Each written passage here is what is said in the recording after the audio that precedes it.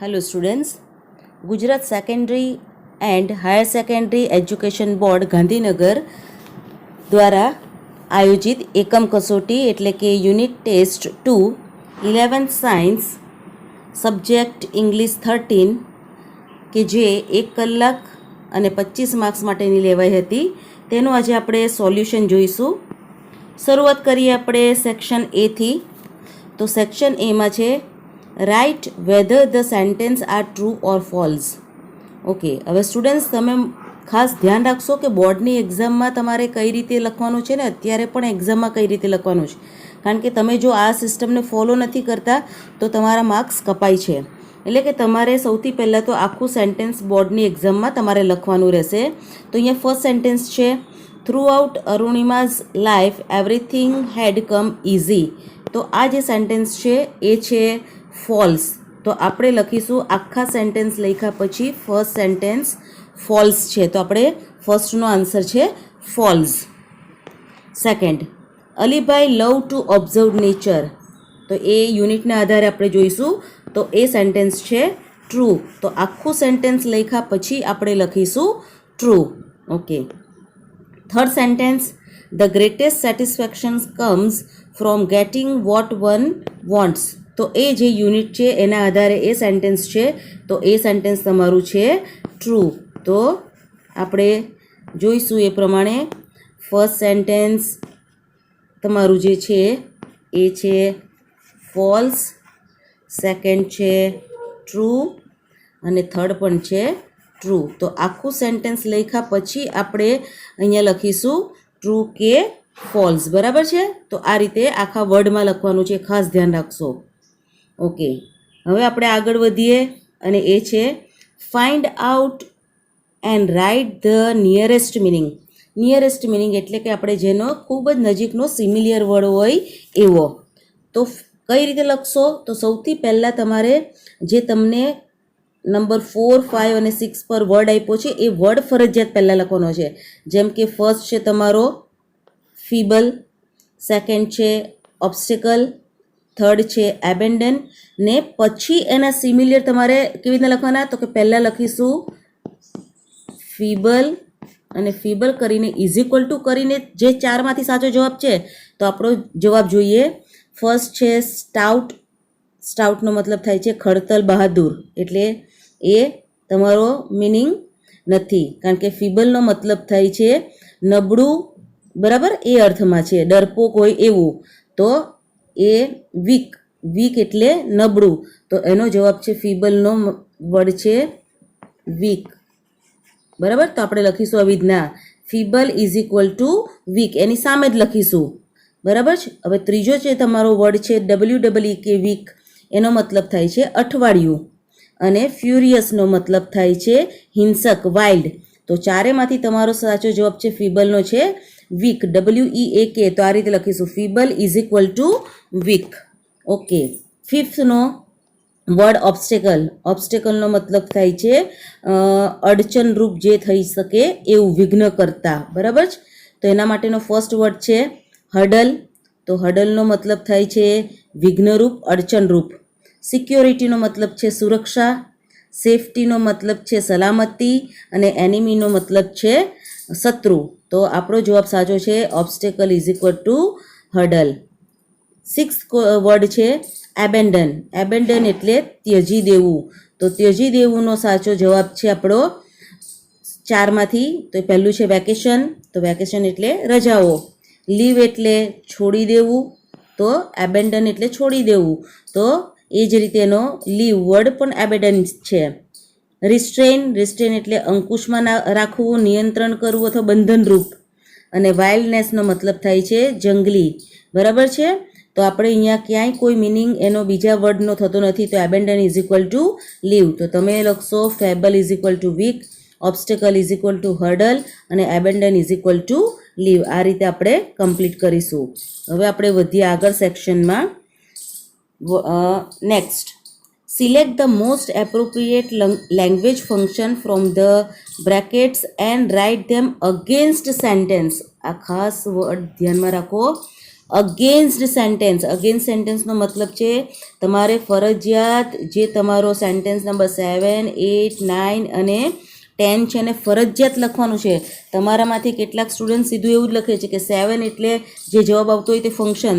જો આ રીતે તમે લખશો તો વિદ્યાર્થી મિત્રો ખાસ ધ્યાનમાં લેશો કે તમારા માર્ક્સ બોર્ડમાં બિલકુલ મળતા નથી અને કપાય છે. તો ફરજિયાત તમારે સેન્ટેન્સ લખવું ફરજિયાત છે. હાલો તો આપણે જોઈશું એના ઓપ્શન. તો ફર્સ્ટ છે you should avoid eating junk food. હાલો કયો આઈડેન્ટિફિકેશન વર્ડ છે? તો અહીંયા આપણી પાસે છે શુડ. શુડ એટલે આપણું શું આવશે? તો એક્સપ્રેસિંગ સજેશન. બરાબર છે. આપણે આઈડેન્ટિફિકેશન વર્ડના આધારે આપણે નક્કી કરીશું. એટલે 7નો આન્સર છે સજેશન. 8 છે if you had worked hard you would have got success. If had V3 અને model auxiliary have plus V3 એનો મતલબ છે તમારું કયું છે આ? તો એ છે કન્ડિશન ઇન ધ પાસ્ટ. એટલે આ 8નો આન્સર છે કન્ડિશન ઇન ધ પાસ્ટ. એટલે પણ તમે કેવી રીતના લખશો? તો આખું સેન્ટેન્સ લખ્યા પછી અહીંયા લખશો. બરાબર છે. પાછળ બાજુમાં જેમ કે અહીંયા 7માં લખીશું આપણે એક્સપ્રેસિંગ સજેશન. મારે જગ્યા ઓછી છે એટલે હું આજુબાજુમાં લખું જ. તમારે બાજુમાં જ લખવાનું રહેશે. બરાબર છે. આ રીતે લખવું તમારે એક્સપ્રેસિંગ સજેશન. ઓકે. ત્યાર પછી તમારું 9th સેન્ટેન્સ છે તો એ છે she asked me what I was doing. તો એ છે રિપોર્ટિંગ. બરાબર છે. તો 9thનો જવાબ થશે રિપોર્ટિંગ. કારણ કે એ તમારું શું છે? તો એ ડાયરેક્ટ ઇનડાયરેક્ટનું છે. બરાબર છે. તો એને આપણે કહીશું આસ્કના આધારે કે એ છે રિપોર્ટિંગ. અને 10th સેન્ટેન્સ તમારું જે છે એ છે સમ students use to visit library regularly. બરાબર છે. તો એનો જવાબ શું આવશે? તો યુઝ ટુ તમને અહીંયા આપેલું છે. જુઓ વિદ્યાર્થી મિત્રો યુઝ ટુ. તો યુઝ ટુ ક્યાં યુઝ થાય છે? તો યુઝ ટુ યુઝ કરે છે આપણે હેબિચ્યુઅલ ઇન પાસ્ટ. એનો મતલબ તમારો 7thનો આન્સર છે સજેશન, 8નો આન્સર છે કન્ડિશન ઇન પાસ્ટ, 9thનો જવાબ છે રિપોર્ટિંગ અને 10thનો જવાબ છે હેબિચ્યુઅલ કન્ડિશન ઇન પાસ્ટ. તો આ રીતે આખું સેન્ટેન્સ લખ્યા પછી જ તમારે જવાબ લખવાનો રહેશે. આ ખાસ ધ્યાન રાખવું. ઓકે. આપણે આગળ વધીએ. ત્યાર પછી select and write the most appropriate questions to get the underline words phrases as their answer. તમને અંડરલાઇન કરેલું એક વાક્ય આપેલું છે કે જે અંડરલાઇનથી ધ્યાનમાં રાખીને તમારે ક્વેશ્ચન બનાવવાનો છે કે એનો ક્વેશ્ચન શું હોય. ઓકે. આપણું સેન્ટેન્સ છે Aryan goes to the library every Sunday. હવે ખાસ ધ્યાન રાખો ગોઝ છે એટલે એનો મતલબ છે સાદા વર્તમાન કાળનું વાક્ય છે. જ્યાં SES હોય કે મૂળ ક્રિયાપદ હોય તો એના પરથી આપણને ખબર પડે છે કે સાદો વર્તમાન કાળ છે. તો લાઇબ્રેરી જાય છે તો એ ક્યાં જાય છે એવરી સન્ડે? આપણે એવું વાક્ય બનાવવાનું આવશે. તો શું બનશે? તો કે where does Aryan go every Sunday. આ એનું ક્વેશ્ચન બનશે. વેર હેઝ તો નહીં બને કારણ કે હેઝથી વાક્ય નથી આપ્યું. વેર ડીડથી પણ નહીં બનશે કારણ કે અહીંયા વેન્ટ નથી આપ્યું. જો તમને એમ આપ્યું હોત ને કે Aryan went to library last Sunday તો તમારું ડીડથી બને. ડીડ હોય તો અહીંયા વેન્ટ ક્રિયાપદ આપેલું હોય તો એ બરાબર છે. અને વોઝ ગોઈંગ વાળું પણ નહીં આવશે કે વેર વોઝ આર્યન ગોઈંગ કારણ કે એવું નથી આપ્યું કે Aryan was going to library. બરાબર છે. ગોઝ આપેલું છે એટલે આપણો સાચો જવાબ શું છે? તો આપણો સાચો જવાબ છે where does Aryan go every Sunday. અને જવાબમાં લખો ત્યારે તમારે જવાબમાં લખવાનું રહેશે એ અને એ કરીને પછી તમારે આ વાક્ય સેન્ટેન્સ પ્રશ્નાર્થ મૂકવાનું રહેશે. Okay students. આગળ વધીએ આપણે સેકન્ડ પેજ પર. સેકન્ડ પેજમાં ક્વેશ્ચન નંબર 12 છે તમારો mister Shukla has been working for 20 years. Underline word છે તમારો 20 years એટલે કે વર્ષ બતાવે છે કે કેટલા વર્ષથી કામ કરી રહ્યા છે એવું પ્રશ્ન થશે. તો ફર્સ્ટ છે એ when has mister Shukla been working. બરાબર છે. વેન એટલે ક્યારે. પછી સેકન્ડ છે since when has mister Shukla been working. ક્યારથી કામ કરે છે તો એ પણ નહીં. How long has Shukla been working. તો તમારો જવાબ સાચો છે હાઉ લોંગ. ફોર 20 years આપ્યું જ ને, ફોર સમયગાળો બનાવે છે. તો how long has mister Shukla been working. How long is mister Shukla working, તો એ પણ બનશે નહીં. આપણે હેઝને ધ્યાનમાં રાખીને આપણે હેઝવાળું વાક્ય બનાવ્યું છે. એટલે તમારો જવાબ છે સી. બરાબર છે, સી તમારો આન્સર છે. 13માં the mother leopard leaped down to the cubs to protect them. એટલે કે આપણે સેન્ટેન્સનો ટેન્સ ધ્યાનમાં રાખીશું. તો the mother leopard leaped down, leap down એટલે પાસ્ટ ટેન્સ બતાવે છે.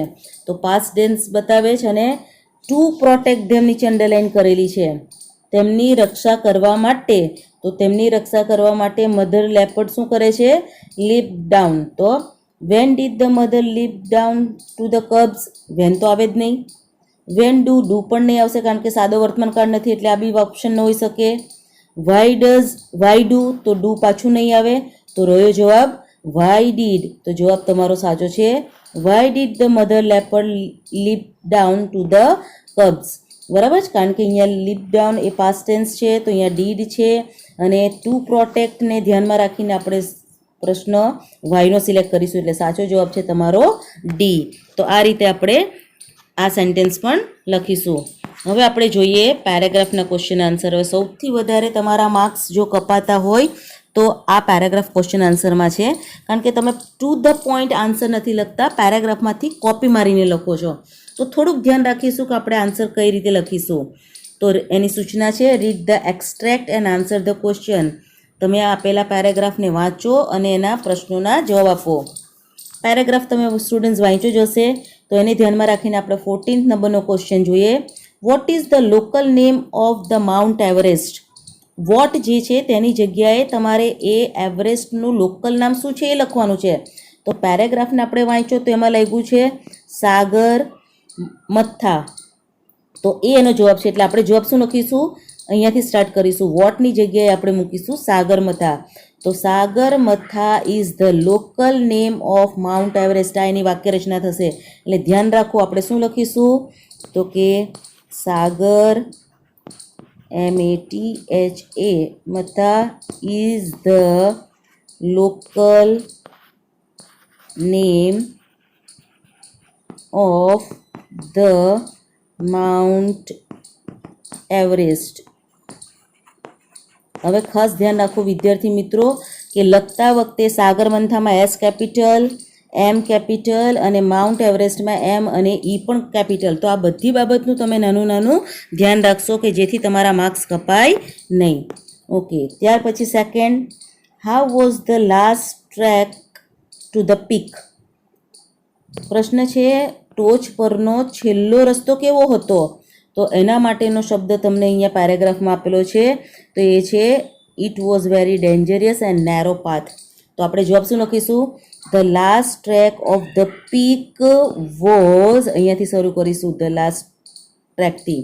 The last track of the peak was, તો વોઝ કરીને પછી લખીશું કેવો છે? તો DANGEROUS ડેન્જરિયસ એન્ડ અહીંયા શબ્દ મૂકો. જો લેખકે અહીંયા પાઠમાં નથી મૂક્યો પણ આપણે મૂકવો પડે કારણ કે વાક્ય રચના બનાવે છે આપણે પેરેગ્રાફમાંથી. એન્ડ નેરો, તો આ રીતની વાક્ય રચના લખીશું અને ફૂલ સ્ટોપ કરવાનું ભૂલશો નહીં. So the last track to the peak was એક જ વખત વોઝ આવશે વિદ્યાર્થી મિત્રો, વોઝ ડેન્જરિયસ એન્ડ નેરો. આ રીતે આપણે લખીશું. બરાબર છે, એટલે થોડુંક ધ્યાન રાખીને પ્રશ્નોના જવાબ લખો તો બેઠા માર્ક્સ તમારા આવશે. નેક્સ્ટ છે question 16, what did Neelam insist Alibhai? અલીભાઈને શું ઇન્સિસ્ટ કરે છે? તો એ કહે છે કે અમે તમને જવા નહીં દઈએ અને તમારે અમને સ્ટોરી કહેવાની છે. બરાબર છે, તો હવે ધ્યાન રાખો કે વિદ્યાર્થી મિત્રો તમારો પ્રશ્ન કયા ટેન્સમાં છે. જો ટેન્સમાં તમે ફેરફાર નથી કરતા તો તમારા માર્ક્સ અહીંયા અડધો કપાઈ જ જાય છે. એટલે આપણે અહીંયા જવાબ લખીશું કેવી રીતે? તો કે નીલમ, હવે ડીડ અને ઇન્સિસ્ટ છે એટલે ડીડ પરથી તમને ખ્યાલ આવશે કે પાસ્ટ ટેન્સ છે એટલે શું મૂકીશું આપણે? ઇન્સિસ્ટેડ. નીલમ ઇન્સિસ્ટેડ અલીભાઈ. શાના માટે અલીભાઈને ઇન્સિસ્ટ કરે છે? અલીભાઈ, બરાબર છે, તો એને ઇન્સિસ્ટ કરે છે ટુ સ્ટે. હવે આપણે જાણીએ છીએ કે વાક્યને જોડવું હોય તો આપણે કરીએ છીએ 2 થી, તો two stay for 2 days and tell them his hills stories. બરાબર, બે વસ્તુ માટે ઇન્સિસ્ટ કરે છે. પેરેગ્રાફમાં આપેલું જ છે અહીંયા, તમને જુઓ. To tell as his story, તો ટુ ટેલ અઝની જગ્યાએ થશે ધેમ.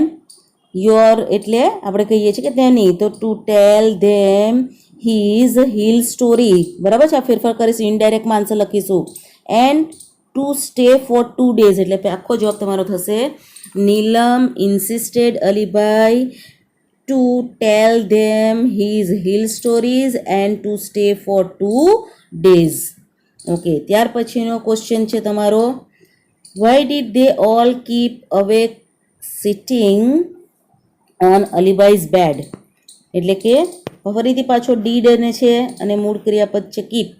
તો વાય ડીડ, શા માટે તે લોકો અલીભાઈના બેડની આજુબાજુ અવેક એટલે કે જાગીને બેઠા હતા? તો એમની સ્ટોરી સાંભળવા માટે. તો જવાબ થશે, ધેથી સ્ટાર્ટ કરીશું આપણે, ધે ઓલ. કીપનું કરીશું કેપ્ટ, કારણ કે પાસ્ટ ટેન્સ છે. બરાબર છે, તો they all kept awake sitting on Alibhai's bed. તો જવાબ જોડીશું to listen, LISTN, to listen his interesting travel experience. અહીંયાથી જોડીશું આપણે. અહીંયા લિસનિંગ નહીં મૂકીએ, પણ શું કરીશું? Two listen his interesting travel experience. તો આ રીતે આપણે જવાબમાં થોડાક ફેરફાર કરીને લખીએ છીએ. બેઠે બેઠા વાક્ય લખતા નથી. બેઠે બેઠા વાક્ય લખીશું તો આપણા માર્ક્સ કપાય છે. ચાલો, આગળનો પેરેગ્રાફ છે ઓટોફેબ ટેકનોલોજીનો.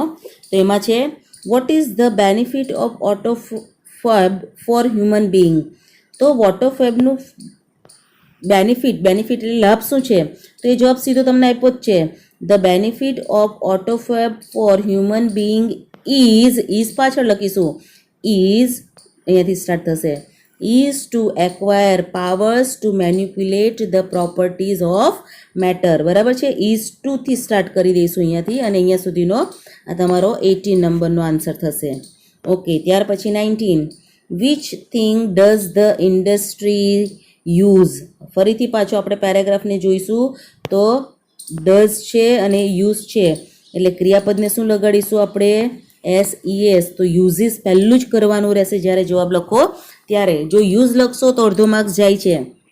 તો જવાબ બનશે ધ ઇન્ડસ્ટ્રી યુઝિસ. તો શું યુઝિસ કરે છે? તો the industry uses solidification of polymers, powder and other raw materials. બસ આટલો તમારો જવાબ થશે. એટલે સાચી રીતે જવાબ લખતા શીખો તો એકમાંથી એક માર્ક્સ તમારા આવે જ છે. ઓકે સ્ટુડન્ટ્સ, નેક્સ્ટ પેજ પર જઈએ. અને એમાં ફરીથી પાછો તમારી પાસે એક પેરેગ્રાફ છે કે જે પ્રણવ મિસ્ત્રીનો છે, જેમાં તમારી પાસે ક્વેશ્ચન છે, in which varied field did Pranav work? અહીંયા પાછું ડીડ આવ્યું, વર્ક આવ્યું, એટલે તમને ખ્યાલ આવી ગયો હશે કે પાસ્ટ ટેન્સનો ક્વેશ્ચન પૂછાયો છે. ટેન્સ પાસ્ટ ટેન્સ છે, તો આપણે એને પાસ્ટ ટેન્સની જ રીતે લખીશું. તો ઇન વિચ વેરિયડ ફિલ્ડ એટલે કે કઈ અલગ અલગ ફિલ્ડમાં પ્રણવે કામ કર્યું? તો આપણે જવાબ સ્ટાર્ટ કરીશું પ્રણવ વર્કડ. બરાબર છે, ક્વેશ્ચનમાં કરીને આપણે શું મૂકીશું? ડીડી છે એટલે વર્કડ. પ્રણવ વર્કડ. પછી અહીંયાથી સ્ટાર્ટ કરીશું, in interaction design, robotics, computer graphic, HCI, અને ત્યાર પછી તમારી પાસે છે HCI, AI, information graphics, embedded system and social computing. બરાબર છે, તો જવાબ આખો થયો તમારો Pranav worked in interaction design, robotics, computer graphics, HCI, AI, information graphics, embedded systems and social computing. બરાબર છે, તો આ રીતે તમે આન્સર લખશો. Okay, next 21, which award did Pranav receive and from whom? ફરીથી પાછું ડીડ છે, રિસીવ છે, તો પ્રણવે કોની પાસેથી વિચ એવોર્ડ, કયો એવોર્ડ પ્રણવને પ્રાપ્ત થયો અને કોની પાસેથી? તો પ્રણવને કયો પ્રાપ્ત થાય છે? તો પ્રણવ તો રિસીવનું થશે રિસીવ્ડ. જવાબ અહીંયાથી સ્ટાર્ટ થશે. Pranav received a president award from APJ Abdul Kalam. આ રીતે તમારે આખો જવાબ લખવાનો રહેશે. એટલે ખૂબ સહેલું છે, થોડુંક ધ્યાન આપશો તો એકમાંથી એક માર્ક્સ તમારા પૂરેપૂરા આવી શકે એમ છે. પણ તમે આ રીતે ડુ ડઝ ડીડ જે આપેલું હોય તેનું ધ્યાન રાખશો તો થશે. ઓકે, હવે સ્ટાન્ઝા આન્સર. હવે સ્ટાન્ઝા આન્સર લખતી વખતે ખાસ વિદ્યાર્થી મિત્રો ધ્યાન આપો કે આપણે પોએટ નથી કે પોએટેસ નથી, એટલે આપણે એની લેંગ્વેજમાં જે તમને અંદર આપેલું છે સ્ટાન્ઝામાં એવો બેઠે બેઠો આન્સર લખી શકાય નહીં. એમાં આપણે ચેન્જીસ કરીને જ લખવાનું હોય છે. તો ચેન્જનું ધ્યાન રાખવું અને લખવું. ઓકે, આપણો ક્વેશ્ચન છે અત્યારે, તમે પોયમ વાંચી જશે તેને ધ્યાનમાં રાખીને. આખા મશીન ઉપર પોયમ છે. Which human qualities does a machine not possess. હવે ડઝ છે અને પઝેસ છે એટલે ફરીથી આપણને ખબર પડે છે કે આપણે વાક્ય રચના કેવી રાખીશું. તો a machine does not possess. હવે ધ્યાન રાખો, ડઝ અને નોટ છે તો આપણે પઝેસનું પઝેસ જ રાખીશું, બરાબર છે, કારણ કે નકાર હોય તો આપણે એસ પાછળ લગાડતા નથી. તો આપણે શું જવાબ મૂકીશું? તો a machine does not possess, એનો એ જ રહેશે. જો અહીંયા ખાસ એસ લગાડવાનો નથી, આવું ધ્યાન રાખવું નકાર હોય ત્યારે. તો જવાબ બનશે તમારો a machine does not possess. તો એની પાસે શું નથી હોતું? તો does not possess human qualities like love, pity and forgive. બરાબર છે? આ રીતે આપણે જવાબ લખીશું. તો a machine does not possess human qualities like love, pity and forgive. બરાબર છે? આટલો જવાબ થશે. નેક્સ્ટ ક્વેશ્ચન છે, what happens if we make a mistake in handling the machine. જો મશીનને હેન્ડલિંગ કરવામાં આપણે મિસ્ટેક કરીશું તો શું થશે? તો જવાબ તમારો બનશે અહીંયાથી, if we make a mistake in handling the machine. તો એનો જવાબ થશે વી વિલ, અહીંયા લખ્યું છે એઝ યુ ડાય, તો તમે મૃત્યુ પામશો. તો અહીંયા આપણે કરીશું વી વિલ ડાય. એનો જવાબ આ રીતે લખું તો આ ફેરફાર તમારે કરવો જ પડશે. જો તમે અસ યુ ડાય લખશો તો તમારા માર્ક્સ કપાશે. એટલે તમારે અહીંયા લખવાનું રહેશે કે જો આપણે આવી ભૂલ મશીનમાં હેન્ડલિંગ કરવામાં કરીશું તો આપણે મૃત્યુ પામીશું. તો વી વિલ ડાય લખવાનું રહેશે. બરાબર છે? તો આ તમારે ધ્યાનમાં રાખવું ને ફૂલ સ્ટોપ કરવો તમારે. બરાબર છે? વાક્ય પૂરું થાય ત્યારે. ઓકે, હવે પેરેગ્રાફનો પોયમનો પેરેગ્રાફ જે બ્રેકેટમાં આપેલા છે તમને શબ્દો એને ધ્યાનમાં રાખીને કમ્પ્લીટ કરીશું. Filling the blanks with the appropriate words given in the bracket. હવે ખાસ વિદ્યાર્થી મિત્રો ધ્યાન રાખો, તમારામાંથી કેટલાક સ્ટુડન્ટ્સ શોર્ટકટ અપનાવતા હોય છે. એટલે શું કરશે? જવાબ લખશે 24 અને પછી એનો જે જવાબ આવતો હોય તે સામે લખશે. 25 સામે લખશે નહીં. બોર્ડમાં નિયમ છે કે તમારે ફરજિયાત તમારો આપેલો પેરેગ્રાફ લખવાનો રહેશે. એટલે આખો પેરેગ્રાફ લખવો એટલે તમારે સ્ટાર્ટ કરવાનું રહેશે. The bear was dash here and there. તો ધ બેર વોઝ શું આવશે? તો એને શું થતું હતું?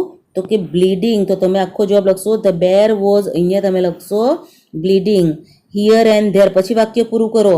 ત્યાં તમારે નંબર 24 એવું લખવાની જરૂર નથી, ત્યાં તમારે સીધું લખવાનું છે અહીંયા બ્લીડિંગ. બરાબર છે? The bear was bleeding here and there whenever the leopard. તો શું કરે છે? તો બ્રેકેટમાં તમને 3 શબ્દો આપ્યા છે, પુસ્ડ, એટેક્ડ અને બ્લીડિંગ. તો અહીંયા સેકન્ડમાં શું આવશે? એટેક્ડ. એટલે શું મૂકીશું? Van ever the leopard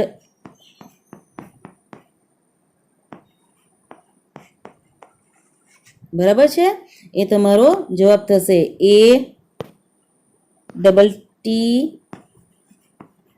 ATTACKED attacked. Attacked the bear lifted his huge paws to cover his face. એટલે પહેલો જવાબ છે તમારો 24નો બ્લીડિંગ અને 25 છે એટેક્ડ. અને આ રીતે તમે આખો પેરેગ્રાફ લખીને જ આન્સર લખશો. તો આવી નાની નાની બાબતનું ખાસ ધ્યાન રાખીને આ તમારે પેપર આખું કમ્પ્લીટ કરવાનું હોય છે. તો આ તમારી કી સોલ્યુશન છે કે જેની અંદર મેં તમને નાનામાં નાની બાબતનું ધ્યાન કઈ રીતે રાખવાનું છે એની માહિતી આપીશ. તો એ રીતે પ્રેક્ટિસ કરીને ફરીથી તમે તમારું પેપર એકવાર લખશો તો તમને ખ્યાલ આવશે કે આગળ જે ભૂલ કરી છે એ ફરીથી રિપીટ ન થાય. Okay, all the best students.